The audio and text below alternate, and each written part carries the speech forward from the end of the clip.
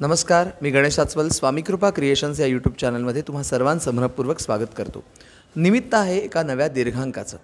अरेला कारे हा दीर्घांक लवकरच आपल्यासमोर येतोय आणि मुख्य म्हणजे महाविद्यालयातल्या मुलांनी एकत्र येऊन, खास करून रुईयातल्या विद्यार्थ्यांनी एकत्र येऊन या एकांकिकेतनं दीर्घांकामध्ये प्रवेश केलेला आहे आणि यामध्ये व्यावसायिक रंगभूमी असो, मालिका असो, चित्रपट असो, वेबसिरीज असो, या सर्वांमध्ये वावरणारा माझा मित्र रोहन गुजर आज माझ्यासोबत आहे। रोहनचं स्वागत करूया। धन्यवाद। रोहन, मला जाणून घ्यायचं आहे की अरेला कारेमध्ये तुझी नेमकी भूमिका काय आहे?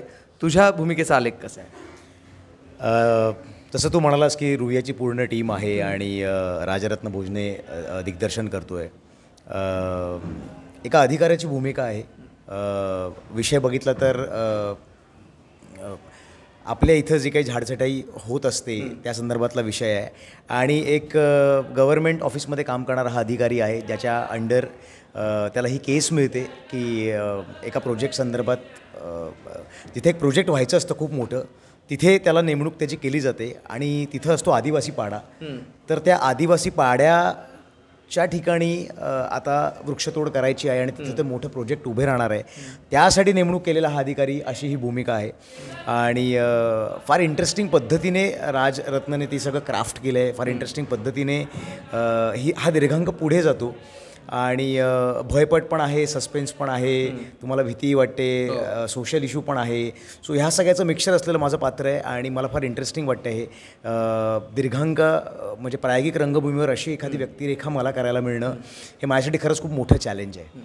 मुळात तू सुद्धा साठे महाविद्यालयातनं एकांकिकातनं यूथ फेस्टिवलमध्ये काम केलेलं आहे आणि आज पुन्हा तो उत्साह, तो जल्लोष या रुईया आणि इतर सगळ्या मंडळीतल्या बरोबर अनुभवताना कसं वाटतंय?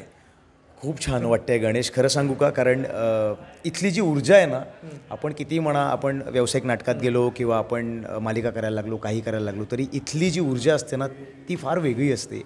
ज्या पॅशनने सगळे काम करत असतं ती पॅशन मला असं वाटतं की कॉलेजमध्ये असताना मी अनुभवली होती, मध्ये एक गॅप पडला आणि परत एकदा मी या सगळ्या मुलांमध्ये आलो आहे। कारण त्यांच्यात जो एक इनोसन्स असतो एखादी गोष्ट करण्याचा, तो इनोसन्स नंतर पुढे कुठेतरी क्राफ्टमध्ये आपण हरवत गेलेलो असतो आणि मला असं वाटतं की I am back to basics असं मला झालं आहे। पुन्हा एकदा सगळ्या कॉलेजच्या स्टुडंट्सबरोबर ती एनर्जी आणि त्या एनर्जीत मी फिट इन करण्याचा प्रयत्न करतो आहे। बरं, सध्या अजून काय काय चाललं आहे ते सुद्धा कळू दे। आता माझं सन टी व्ही म्हणून आपला नवीन जो मराठी चॅनल आहे त्याच्यावर माझी एक मालिका चालू आहे, नवी जन्मेन मी। त्याचबरोबर माझे आमने सामने नाटकाचे प्रयोग सुरू आहेत, व्यावसायिक नाटकाचे। त्याचे आता 300 प्रयोग लवकरच पूर्ण होतील आणि माझं अरेला कारे नाटकाचे प्रयोग आता सुरू होत आहेत। शुभारंभाचा प्रयोग आहे 25 तारखेला 8:30 वाजता यशवंत नाट्य मंदिर माटुंगा। सो धावपळ सुरू आहे पण मला मजा येते कारण एकाच वेळेला मालिकेमध्ये आणि त्याच वेळेला रंगभूमीवर काम करतानाचा अनुभव खरंच खूप छान आहे। नवीन वर्षाच्या निमित्ताने काही वेगळा संकल्प केलायस? ह्या तिन्ही गोष्टी मॅनेज होऊ देत हाच मला असं वाटतं माझा संकल्प आहे। कारण आमने सामनेचे भरपूर प्रयोग होत आहेत, आम्हाला अरेला कारेचे भरपूर प्रयोग करायचे आहेत आणि त्याचबरोबर मालिका आत्ता सुरू झाली आहे, ती आत्ता हळूहळू लोकांपर्यंत पोहोचते, त्यांना ती आवडते म्हटल्यानंतर ह्या तिन्हीचं वेळेचं गणित बांधणं आत्ता माझ्यासाठी टास्क आहे। ते जरी सुखरूपपणे मी पार पडू शकलो तरी आय एम हॅपी। रोहन, आणखीन एक मनात प्रश्न असा येतो की मुळात आपण या नाटकात काम करावं किंवा हे नाटक करावं असं तुला का वाटलं? नेमकं का ठरवलंस? वन फाईन डे मला राजरत्नाचा फोन आला की मी त्याची एकांकिका पाहिली होती, त्याचं स्वतःचं एकांकिकेतलं काम पाहिलं होतं आणि त्याने मला आठवण करून दिली की दादा तू माझं काम पाहिलं होतंस, तू बॅकस्टेज लावून मला भेटला होतास, तर आता मी एक दीर्घांक लिहिलं आहे, तो तू वाचशील का? मग आपण त्याच्यावर बोलू। मी दीर्घांक वाचलं आणि मी तडक दीर्घांक संपल्या 5व्या मिनिटाला राजरत्नाला फोन केला की मला हे करायचं आहे। कारण ना बऱ्याचदा मला असं वाटतं गणेश की असे विषय ना व्यावसायिक रंगभूमीवर हाताळले जात नाहीत आणि नाटक कुठेतरी घराच्याही बाहेर पडलं पाहिजे।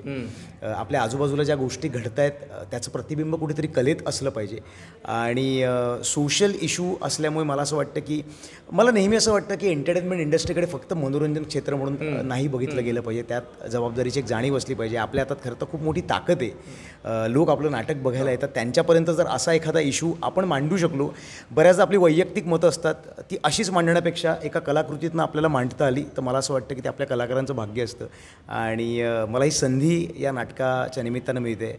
सो मी या नाटकाचा भाग होण्याचं ठरवलं आणि खरोखरच आता रोहननी सांगितल्याप्रमाणे आमने सामने आपल्या आलेलं आहे नवं नाटक, नवा दीर्घांक, ज्याचं नावच आहे अरेला कारे.